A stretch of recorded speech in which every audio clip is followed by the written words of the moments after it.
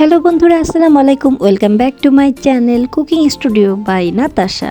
তো আজকে একটা সহজ রেসিপি নিয়ে এসেছি, চলুন তাহলে শুরু করা যাক।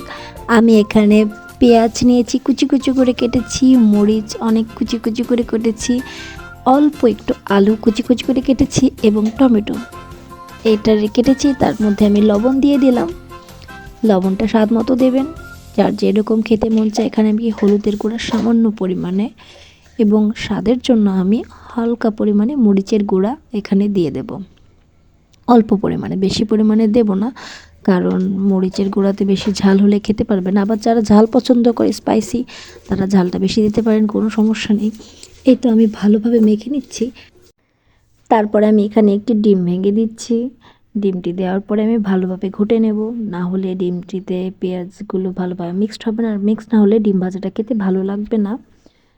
এই তো আমি একটি কাঁটা চামচ দিয়ে করছি। আমি অন্য চামচের থেকে কাঁটা চামচটা বেশি ইউজ করি, কারণ কাঁটা চামচে খুব তাড়াতাড়ি জিনিসটা মিক্স করা যায়। তো এই তো আমার ডিমটা প্রায় মিক্স করা হয়ে গিয়েছে। তারপর আমি একটু ভালো করে মিক্স করতেছি, কারণ মিক্স যত করব তত খেতে মজা করবে।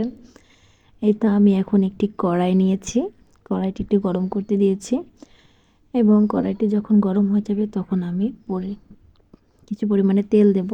তো তেলটি আজকে আমার বেশি দেওয়া হয়ে গিয়েছে, তো সমস্যা নেই, এই তেলে আপনি অন্য কিছু রান্না করতে পারবেন। তাই ডিম ভাজার তেল বেশি দেন কম দেন কোনো সমস্যা নেই, এবং ডিম ভাজার তেলে অন্য তরকারি রান্না করলে অনেক ভালো হয় স্বাদ, আমি খেয়ে দেখেছি। এই তো আমি ডিমটা দিয়ে দিলাম। তো তেলটা সামান্য পরিমাণে গরম হয়েছিল, বেশি গরম হয়নি, তারপরও কোনো সমস্যা নেই। ডিম ভাজা এভাবেই করতে হয়। তো এই তো ডিমটা একটু ছড়িয়ে নিচ্ছি, কারণ ডিমের মধ্যে আলুটা আছে, তো আলুটা একটু সেদ্ধ হওয়ার জন্য আমি ডিমটা ছড়িয়ে নিচ্ছি, কেটে কেটে দিচ্ছি, তাহলে যেন ভিতরে কাঁচা ভাবটা না থাকে। আপনারাও চেষ্টা করবেন এভাবে ছড়িয়ে দিতে, তাহলে ডিমের কাঁচা ভাবটা থাকবে না। আর এখানে আমি আলু কুচি কুচি করে কেটেছি, তাই আমি এখানে এভাবে ছড়িয়ে নিচ্ছি। ছড়িয়ে নেওয়ার 2 মিনিট পর আমি অপেক্ষা করলাম এক সাইডটা হওয়ার জন্য। তাই এক সাইডটা হয়ে গেছে মোটামুটি, তাই আমি ডিমটি এখন উল্টিয়ে নিচ্ছি। তো আমি ডিম অতটা উল্টাতে পারি না, চেষ্টা করি। এই তো তারপর ডিমটা ভালোভাবে আমি চিপে চিপে নিচ্ছি, কারণ ভিতরে কাঁচা থাকলে ডিমটি খেতে একদমই ভালো করবে না। তো এই তো এভাবে ডিম ভাজবেন আপনারা। আর আমার ডিমটা অনেকক্ষণ নরম এবং মচমচ এবং শক্ত থাকবে, কারণ এখানে আমি আলু ইউজ করেছি। আলু ইউজ করার ফলে আমার ডিমটা অনেকক্ষণ ভালো থাকবে।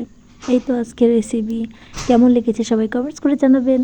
আসসালামু আলাইকুম, এবং অবশ্যই আমার চ্যানেলটি সাবস্ক্রাইব করবেন, প্লিজ প্লিজ প্লিজ, কারণ আমি নতুন, আমাকে সাপোর্ট করবেন।